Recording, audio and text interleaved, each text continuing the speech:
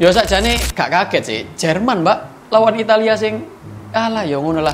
Dia kan memerintah selama bertahun-tahun di Italia, pastinya punya simpatisan dong. BE ono jenenge nang kono Pro ya BE ya, Pro Benito atau Pro Mussolini ngono kan.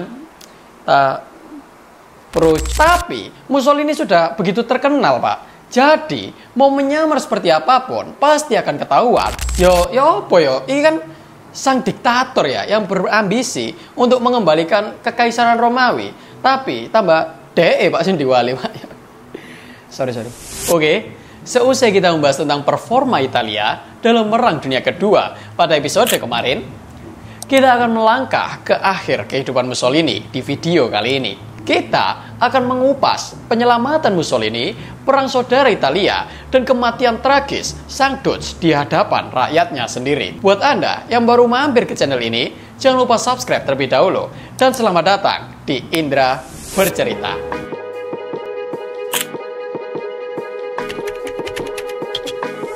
Nah, setelah digulingkan dan diamankan oleh pihak berwajib Italia, banyak pihak yang mengira bahwa ini adalah akhir karir politik Mussolini.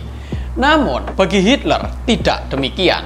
Di mata Hitler, Mussolini bukan hanya sekedar sekutu, namun ia merupakan simbol penting fasisme.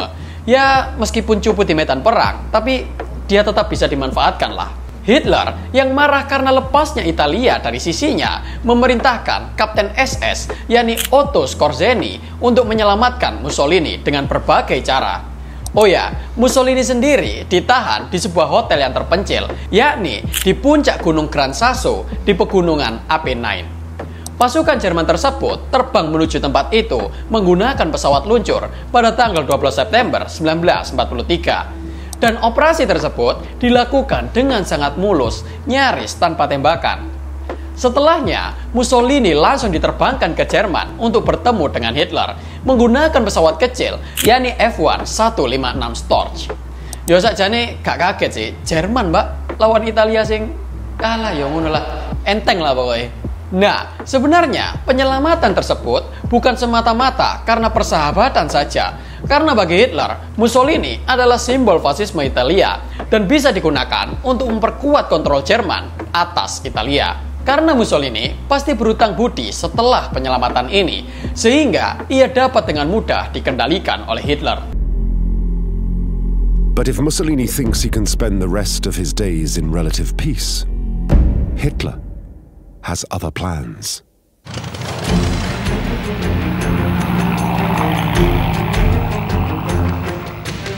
In one of the most daring rescues of the war, he dispatches gliders to where Mussolini is being held in the mountains. Without a shot being fired, he is rescued. Seusai pertemuan singkat dengan Hitler, Mussolini didorong oleh Hitler untuk membentuk pemerintahan baru yang sepenuhnya loyal kepada Poros. Mussolini pun ya wis lah mangguk-mangguk aja pak, jenenge wong wis kalah yo. Hingga akhirnya pada 23 September 1943 mereka memproklamirkan Republik Sosial Italia atau Republik Salo, yang ibu kotanya berada di kota kecil Salo, Italia Utara. Walaupun Mussolini kembali menjadi Duc atau pemimpin republik itu, tapi ia tidak sepenuhnya berkuasa. Negara itu hanyalah negara boneka Jerman karena pasukan Jerman menduduki sebagian besar wilayah itu. Setiap keputusan penting harus disetujui oleh otoritas Jerman dan ekonomi Italia Utara sepenuhnya dieksploitasi untuk kepentingan perang Jerman. Nah, mengapa Jerman masih mempertahankan wilayah itu? Karena wilayah tersebut dijadikan sebagai garis pertahanan Jerman seperti garis Gustav dan garis Gotik.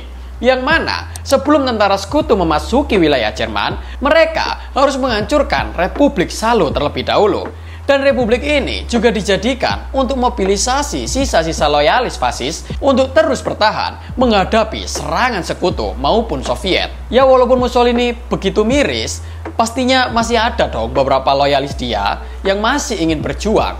Dia kan memerintah selama bertahun-tahun di Italia, pastinya punya simpatisan dong. BE ono jenenge nang kono Pro ya BE ya, Pro Benito atau Pro Mussolini ngono kan. Nah, keberadaan Republik Salo tersebut masih memicu perang saudara yang brutal di Italia. Ya jelas ya, fasisme kan digulingkan, lah malah nggak ini negara dewe ngono lho. Akhirnya, banyak kelompok politik anti-fasisme bersatu untuk menolak mereka, seperti kelompok komunis, sosialis, liberal, dan monarkis. Sebenarnya, tidak ada waktu pasti kapan perang saudara tersebut dimulai, karena kejadiannya begitu cepat dan langsung terjadi gesekan di mana-mana, dan baru selesai ketika Sekutu berhasil sepenuhnya menguasai daratan Italia pada 2 Mei 1945. Jadi, perang saudara ini benar-benar chaos, Pak. Ya seperti tawuran lah. Pihak anti-fasis tiba-tiba menyerang dan mengeksekusi orang-orang yang mendukung fasis. Pihak Salo dan pasukan Jerman membalas dan membantai mereka. Serta di sini pendukung fasis maupun anti-fasis kebanyakan adalah warga sipil. Sehingga yo tawuran, Pak. Gak real perang ngono lho. Operasi atau penyerangan enggak, ya wis gesekan jalanan ae. Menurut Postword, selama September 1943 hingga April 1944, Mussolini tidak dapat mengendalikan loyalis fasisnya sendiri. Karena ia sudah sakit-sakitan dan terisolasi di ibu kota Republik Salo. Sehingga ia juga sebenarnya tidak terlalu mengetahui kondisi rakyatnya dan realitas lapangan itu seperti apa. Bagi Mussolini, pembentukan Republik Salo tersebut hanyalah uluran waktu semata, karena mau bagaimanapun, motivasi dan karismanya terhadap pandangan fasis sudah habis ketika ia dilengserkan. Jadi, tidak ada tindakan yang berarti lah dari Mussolini ini. And Hitler places conditions on Mussolini's return. He tells him he must send what Jews remain in Italy to Auschwitz. 6,000 are sent to the gas chambers, making his regime complicit in the worst crime in history. Isolated and hated by his people, reviled by his own family, his love of the Nazis and a new Roman Empire brings him close to the end. Sementara itu, pasukan Sekutu juga terus mendorong ke arah mereka. Dan para simpatisan antifasisme juga sudah melakukan pemberontakan di mana-mana. Mussolini pun menyadari bahwa sudah tidak ada tempat lagi di Italia. Ia pun melobi dengan beberapa pimpinan partisan untuk mendapatkan jalan keluar yang aman. Tapi tidak ada lagi jalan aman baginya. Karena Italia benar-benar sudah direbut Sekutu, hingga akhirnya pada 27 April 1945, Mussolini mencoba melarikan diri ke Swiss dengan menyamar sebagai tentara Jerman dan masuk ke konvoi truk pasukan Jerman yang turut mundur. Tapi Mussolini sudah begitu terkenal, Pak. Jadi mau menyamar seperti apapun pasti akan ketahuan. Sehingga di tanggal yang sama atau sore harinya, konvoi truk pasukan Jerman diberhentikan oleh unit partisan di desa Dongo. Mussolini pun ditangkap oleh partisipan bersama kekasihnya, yakni Claretta Petacci, serta beberapa pemimpin fasis lainnya. Pihak partisan dengan semangat membawa Mussolini dan mengambil tindakan cepat karena dia diincar banyak pihak kan, seperti Jerman, Sekutu, para pro-fasis, atau bahkan pemerintah Italia sendiri. Mussolini, kekasihnya, dan para pemimpin fasis lainnya dieksekusi oleh regu tembak di tepi Danau Como pada 28 April 1945. Tak berhenti sampai di situ, pada pagi hari 29 April 1945, jasad mereka dibawa lagi ke Pazzella Loreto, Milan untuk digantung terbalik di sana. Dan masyarakat yang melihat benar-benar menodai jasad tersebut dengan mencaci maki, meludahi, dan melempari mereka walaupun sudah jadi jasad. There, the Italian people, shattered by a war only their leader wanted, display their feelings. Mussolini's corpse was battered, spat upon. His head was kicked in.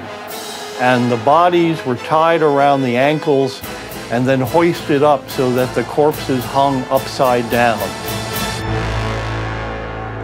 Ini merupakan simbol pembalasan bagi kaum partisipan, karena sebelumnya pada tahun 1944, Jerman dan fasis pernah melakukan hal yang sama kepada 15 partisipan yang tertangkap oleh mereka selama perang saudara berlangsung. Cuk, aku kok sedih. Padahal ini jahat loh, tapi sedih ya. Yo apa yo? Ini kan sang diktator ya yang berambisi untuk mengembalikan kekaisaran Romawi, tapi tambah DE Pak sing diwali, Pak. Sorry. Oke, lanjut. Nah, walaupun Mussolini sudah diperlakukan seperti itu dan fasisme sudah sepenuhnya runtuh di Italia, tapi tidak serta-merta membuat Italia pulih begitu saja. Perang Dunia II dan Perang Saudara mengakibatkan kerusakan parah di berbagai tempat yang tentu saja membuat industri juga lumpuh total dan pengangguran berada di mana-mana. Butuh waktu puluhan tahun bagi Italia untuk benar-benar pulih dari kehancuran itu. Selain itu, kondisi politik dan sosial Italia juga tidak sepenuhnya langsung damai. Banyak yang masih trauma dan menyimpan dendam mendalam, terlebih lagi karena perang saudara yang membuat kondisi sosial masih saling benci lah. Italia juga turut menghapus sisa-sisa ideologi fasis di kalangan masyarakat, serta memilih untuk menghapus monarki pula. Ya karena raja kan juga turut bertanggung jawab ya atas naiknya Mussolini. Jadi wis gak monarki-monarkian lah. Jadi pada 1948 pasca perang, Italia resmi memasuki era baru, yakni era demokrasi. Walaupun fasisme di Italia tidak sebrutal Nazi, tapi perlu diingat bahwa salah satu patron Nazi, lebih tepatnya patron Hitler, merupakan Mussolini itu sendiri. Jadi tidak bisa dianggap sepele lah gerakan fasisme di Italia. Italia juga dengan tegas melarang pembentukan kembali partai fasis. Hal ini dapat dilihat dalam Undang-Undang Scelba tahun 1952 dan Undang-Undang Mancino tahun 1993 yang melarang kelompok untuk menghidupkan kembali fasisme, mengagungkan prinsip atau pemimpin fasisme, atau menggunakan kekerasan dalam layanannya. Tapi, walaupun sudah dilarang seperti itu, masih tetap muncul gerakan-gerakan neofasis atau yang dituduh sebagai gerakan neofasis. Jadi, fasisme sendiri itu masih cukup panas di Italia sendiri. Tapi yo, demokrasi yo roto aneh. Oh, gak sih dois dimana itu tuh fasis aku cok. Oke, sekian pembahasan kita pada video kali ini. Jika ada salah kata atau kurangnya informasi, mari kita diskusikan di kolom komentar. Kalau mau request pembahasan juga boleh di kolom komentar. Oh ya, semua rangkuman video tentang Mussolini akan saya jadikan di satu playlist, yakni 3 hari untuk Mussolini. Jangan lupa like, share, dan subscribe, serta nyalakan lonceng notifikasinya agar tidak ketinggalan info dari kami. Sampai jumpa di pembahasan berikutnya.